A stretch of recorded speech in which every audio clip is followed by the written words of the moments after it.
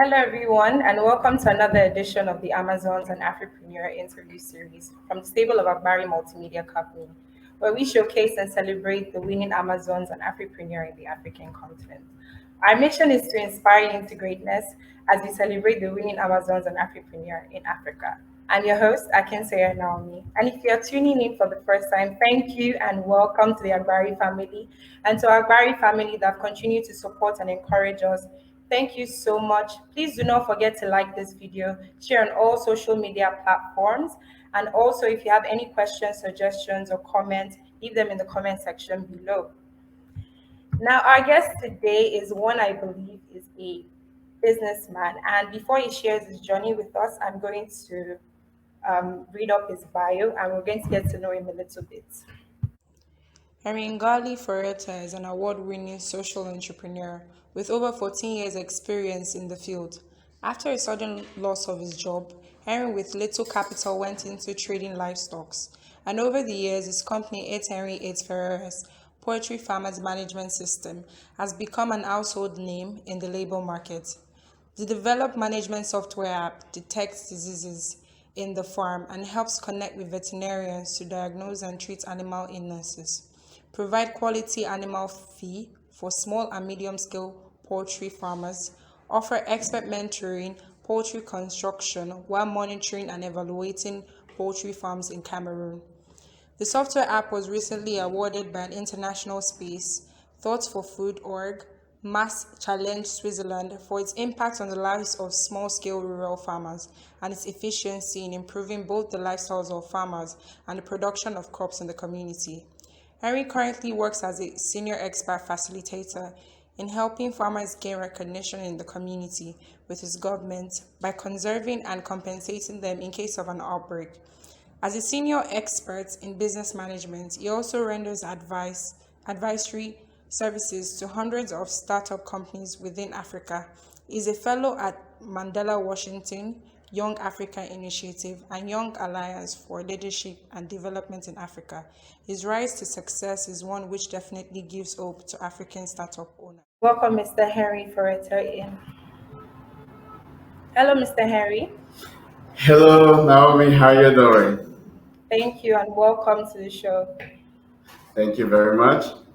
The bio said a lot about you, and we're not able to say so much about you, but we want to get to know you from a personal perspective. Who really is Mr. Henry Ngale?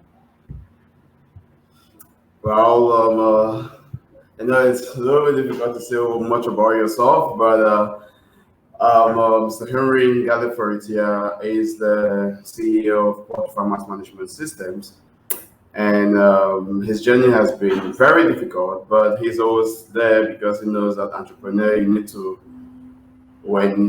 to always strive to make things work. Anyways, I started my career as an animal expert in nutrition, and so I raised chickens and I used the profit to feed my little family. And after giving birth to my twin daughters, I realized critical mortality in my farm one early morning. So I was so devastated, and I had to leave my current environment or my environment at that time to a city to search for a job.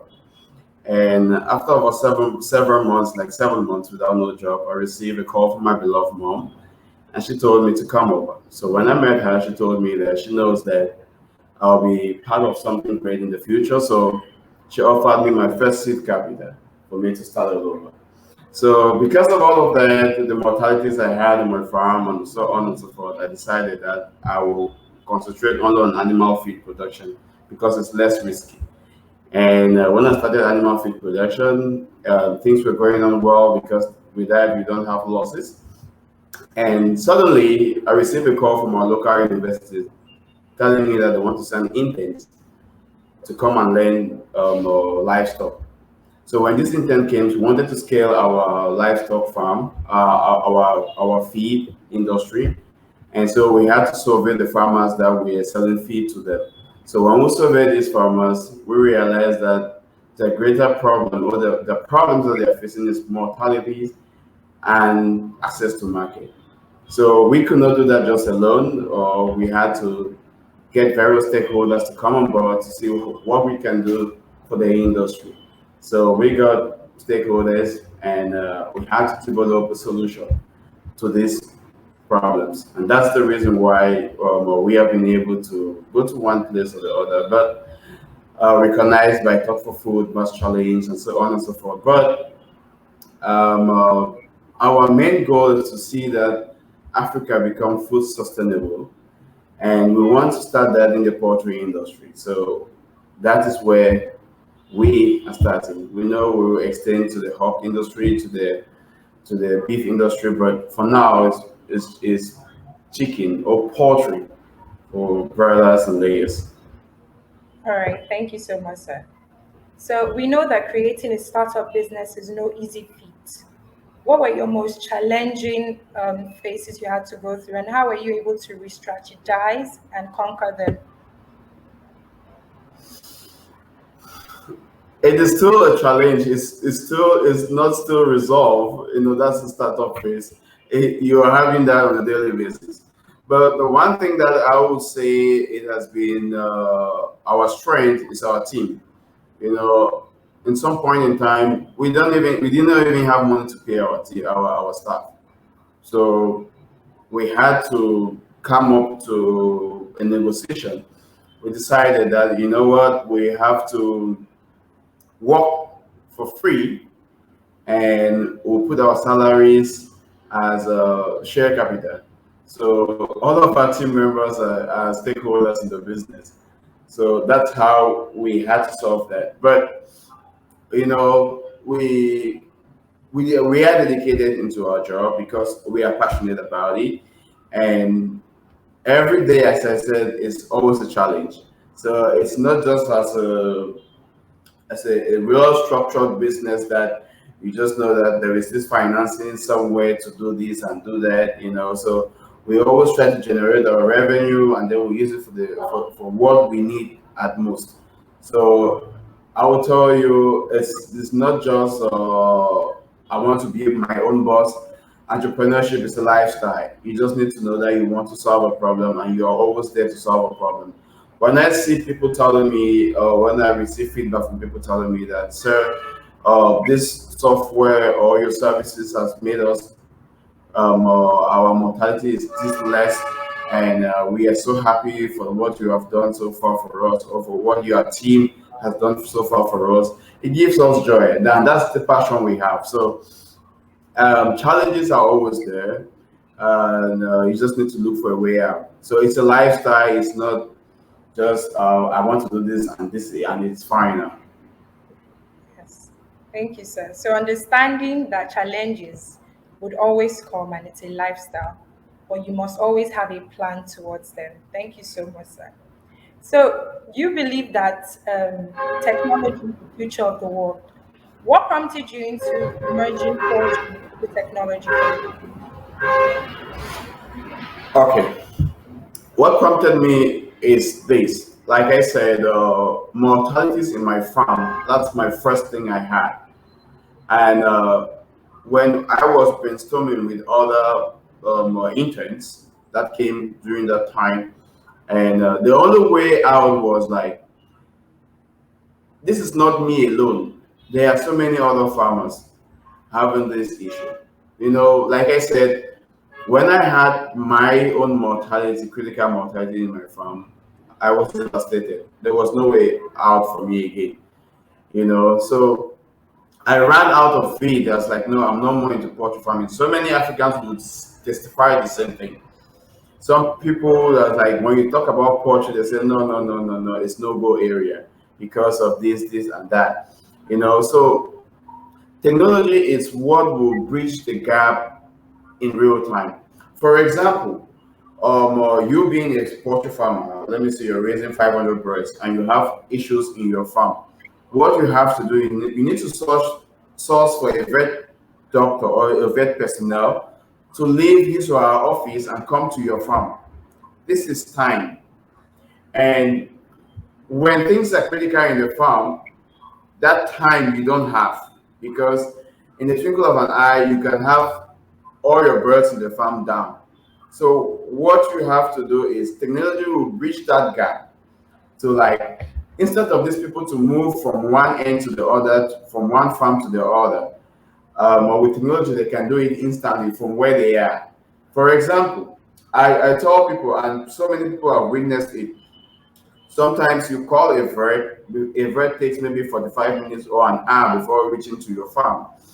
And when the vet finish from your farm and goes to the and is on our way, or he is on his way back to his office, another farmer calls him that I have this issue. So when this bird move from one farm to the other without proper biosecurity measures, he can infect the other farm. So are you solving the problem or you are creating another problem? So at times they becomes the vectors.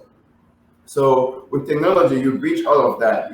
Stay in your farm and you will solve your problem. So nobody moves to some other person's farm. You stay in your farm, you do your production. If you have issues, reach out with technology, and technology helps you. So technology is the way out. If somebody tells you without technology, Africa will thrive, I will tell you no, because in every form of what we are doing, we need technology. Yes, thank you so much, Mr. Harry. Thank you so much. That was outstanding from you. We'll go on a short break.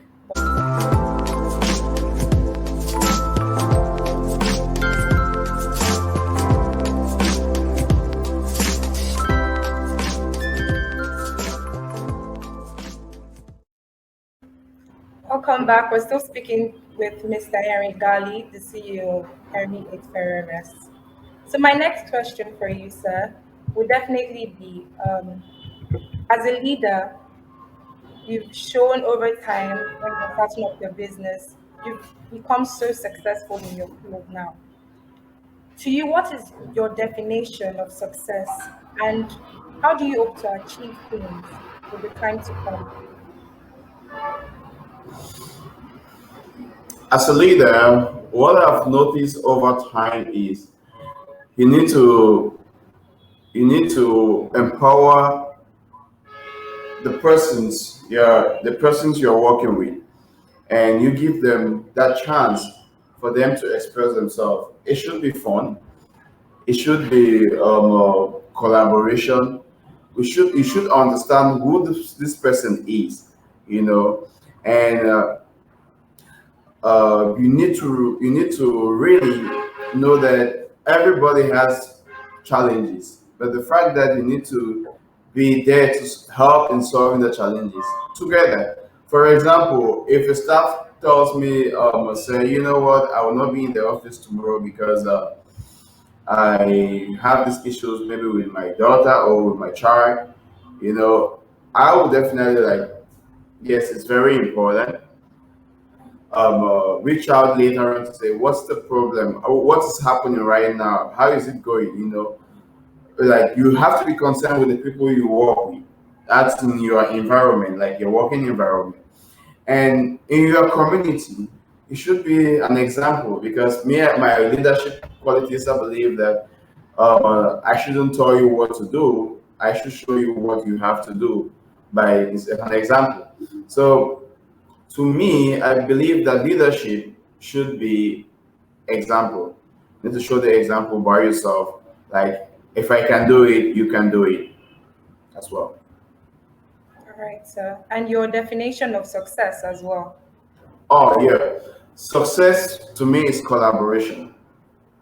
And I believe that investing in humans, it's more investing in things like in others. Because when humans succeeds, you become happy.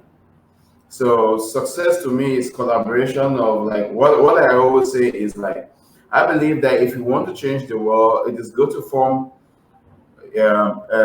groups, for being small groups, and make a small impact. That, for me, that's success. It's not about how much money is in your bank account, how many houses or properties do you have, and so on and so forth. To me, it's like joining yourself in the small groups with a vision on how to impact the world, or impact your community. So that's how I see success. For example, if my community is food secure, I know I'm successful. All right, thank you so much, sir. So collaboration makes impact with people. Thank you so Yes. much. So for you, how have you been able to cope? Your coping mechanism when dealing with difficulties, when making decisions for your business. How have you been able to strike a balance for your business? The first thing that the first thing that we have been able to do is SOPs, standard operating procedures. So I'm not the marketing guy, yeah. So I was like, okay, SOPs. How do we do this? The marketing person, that's Rose Pelagie, will tell me, this is how we go about it. I said, okay, let's set up SOPs. If somebody reach out via WhatsApp, what next? So all of those things are standards. Like somebody, if you are not there and somebody comes in, goes through the SOPs, will know that okay, this is how we respond. It should be continual. It should not be static. So SOPs has helped us so much in building what we have built so far, and we will continue with that because it gives us a direction on how to measure impact, measure work, measure like what we have been doing so far.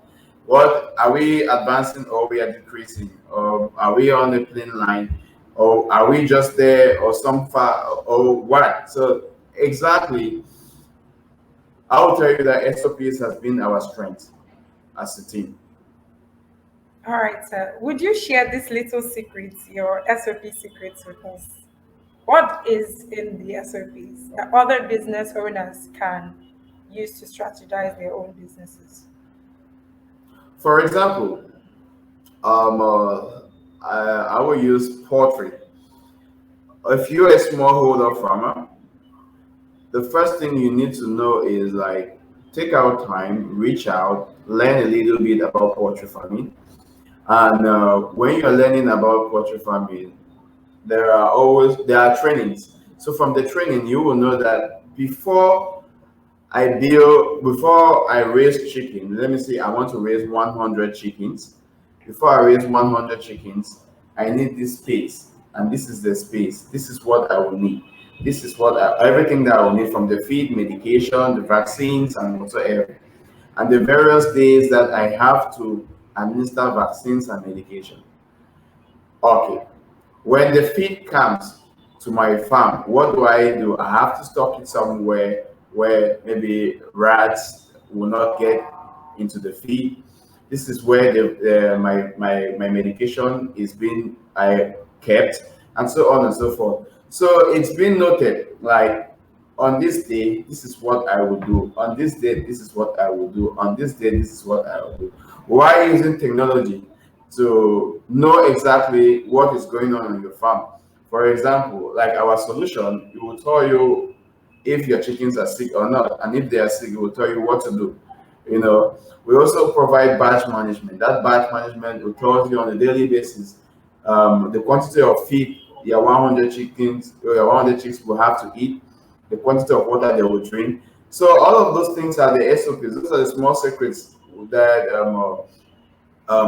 in the field many farmers they don't understand.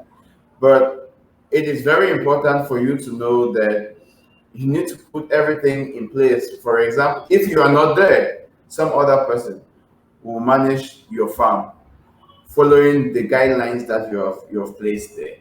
So the person will know that by this day, this is how. I tell people, you need to know how to change the water system. How you need to do your biosecurity, wash your drinkers and your feeders before putting new feed or putting new water. So all of those things are SOPs. You need to standardize them. Even if you are raising just 50 birds, you need to still do that. With that, you will have less mortality and you will see success. All right. Thank you so much, sir. Thank you. So another question I would like to ask you is, if you were not working in the agricultural sector, what would you have been doing? I will work in the agricultural sector. Oh, that's interesting. And You know, again, there is one thing. There's one thing. Um, uh, I would say people say the or like the general saying is like those working in agricultural sector, they are stingy people or stingy guys. Why? Because they don't want to give their wives money for feeding, because they provide all the food the family needs. I think I But heard one. but to me, it's always good to balance family and business. You know, Yeah, the best thing for an entrepreneur is to be self confident that the family is going okay and business is going okay. You know, if you know there's food, there's everything for the family, and there's finances to take care of the medical needs and whatsoever, and then you're doing your business, you know, you're rest assured you don't worry that much about tomorrow. So to me, if there is no agriculture, I'm not doing anything. amazing. Another thing I'm curious to know is, did you ever feel that there was a misguided stereotype when it came to agriculture being non-profitable as opposed to being a white collar job? Yes, um, uh, they will always tell you, I don't understand how this guy will go to the university, get degrees, travel around the world, do this, and it's like, okay, no, I want to be in the agricultural field. You know, in the early days, they'll tell you, okay, it's good to import cars from Europe. You sell the cars and make money. And when you try that, for example, when you are doing into car business, some people make it, yes, some don't. You know, you first of all import this car, you clear the car from the wharf or from the seaport, and somebody comes to buy the car. You have to put fuel in the car, and the person will go for test drive around, and comes and tell you, no, I don't think, blah blah blah, and off he goes or off she goes. The next time another person comes, so you're foiling the car. People are doing their test drives around, and finally you are there, still stuck there. You have these cars and it's not going. Whereas somebody just moved from one rural area, get plantains or gari, and move to the city, and off he or she is gone. You know, everything is working too well. But they believe that agriculture is for those who have not gone to school. Um, uh, it's not a white collar job. It's nasty. Let me say piggery, poultry, and others. You know, so to me, that's not my definition of agriculture. Agriculture is what you and I, even if you how can I put it? Everybody must eat every day. You know, so you cannot do without agriculture. So call me the non-white collar job personnel, but I give you food to eat. Definitely, definitely. I think the change should start with us and our mindset. We need to unlearn whatever it is that has to do with agriculture being a very condescending or nasty job to be in. So another thing I'd ask you, sir, would be, what advice would you give an 18-year-old that is looking to go into food and agriculture and has passion for it? Perfect. This is a very good question, and this is what we are doing like right now. You know, we have developed a model where we train young Africans on how to do poultry farming. And what we do is like we don't do the training that it has been done for ages. Like you come to a classroom, we teach you like define poultry farming and this and that and that. No, no, no. Africa does not need that right now. What Africa needs is practicals because the theory is already there. All right. So what we do right now is like, okay, you want to venture into agribusiness or let me say poultry. So we'll tell you you have to have a small little space that will contain like 5 meters square, that will contain 50 chicks. That can contain 50 chicks. So this 5 meters square, you will have to get these chicks by yourself. We will tell you medication and vaccines and everything that you will be doing. We train you while you are doing the practicals. There you are better to take your notes by yourself because you will know that this is what is happening. And if you have any problem, you reach out to us. So our training is free. All right. So what we're trying to do is like for young Africans or young who wants to venture into agribusiness, go with what you are passionate about. If you are passionate about tomatoes, go with tomatoes. If you are passionate about vegetables, go with vegetables. If you are passionate about poultry, piggery, go with poultry or piggery. It is a life-saving business. You always have what to eat. You always have money. I know sometimes it's challenging, but it's the best thing so far you can do because there is no easy way to success. Success is it's a gradual process. You combine 1 plus 1 plus 1 plus 1 before you get to 50. So go with what you are passionate about, learn what is needed, and you do it practically. It is easy when you really want to do it, when you're passionate about it. So don't fail to reach out when you are having issues.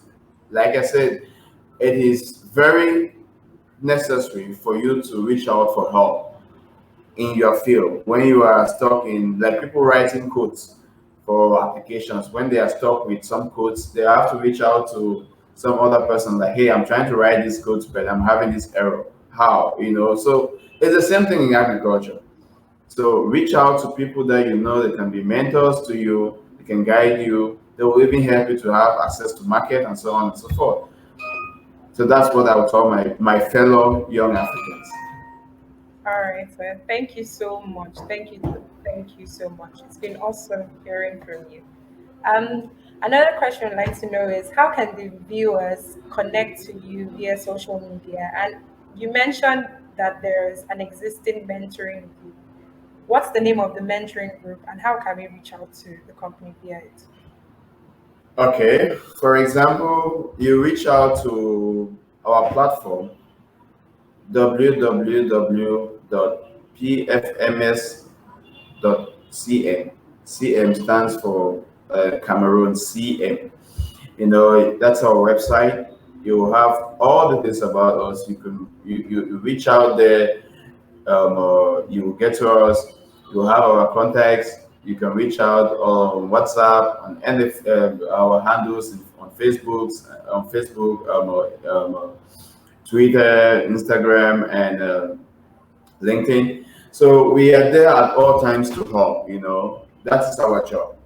And mentoring is what we believe that Africa needs. When you mentor the ones that you're working with in the same field, it's not only good for yourself, but it's good for the community. So everybody should feel free to reach out to us. We are there to help. All right, sir. Thank you so much. Thank you so much. On behalf of the management of Agbari Multimedia, we'd say a big thank you for your impactful counsel. As much as we'd like for the show to continue, it has finally come to an end. Thank you so much. Please do not forget to follow our guests' um, social media page at Ngale Paretia. Am I right, sir? Correct. All right, sir. And also our social media page is at agbarimultimedia.com and also Agbari on all social media platforms. Thank you so much for watching us. Please do not forget to like this video, share on all social media platforms. Till we come your way again, I'm your host, Akinsanya Naomi, and get ready to be the next winning Amazon and Afripreneur. Thank you so much, Mr. Henry. Bonanle, I'm not fine at all. Why? It's like I'm dying slowly. Madam, from the result I have here, we only diagnosed influenza. What were you trying to do? I was going to ask Google. What gave you the impetus, the audacity to do this? A receptionist in my hospital? Now your brother is here? On an emergency? You know, this is COVID period, and which is why I'm wearing my face mask, because I don't even know if I have COVID. I think we should just get COVID test done. Get out! Out! But when my result came back, it showed that my white blood cell was on low normal. First of all of us, it's medical jargons, okay? And I almost committed suicide. While I'm alive, that's not happening. We are not here for food, gaskiya. The family has concluded that you forget this building with your children. It's still this inheritance issue. My in-laws are bent on taking everything from me because my children are girls. If you ask me, I would advise you better listen to them and do what they say. Muhammad Rasulullah sallallahu alaihi wasallam. I will deal with them. Talk to her to heed to the family's directing, or else. Or else what? Have you ever thought of me writing my will? Will? How? Where? What's wrong with you? Are you okay? He did not write a will because he didn't know he was going to die. Writing my will doesn't mean that I want to die.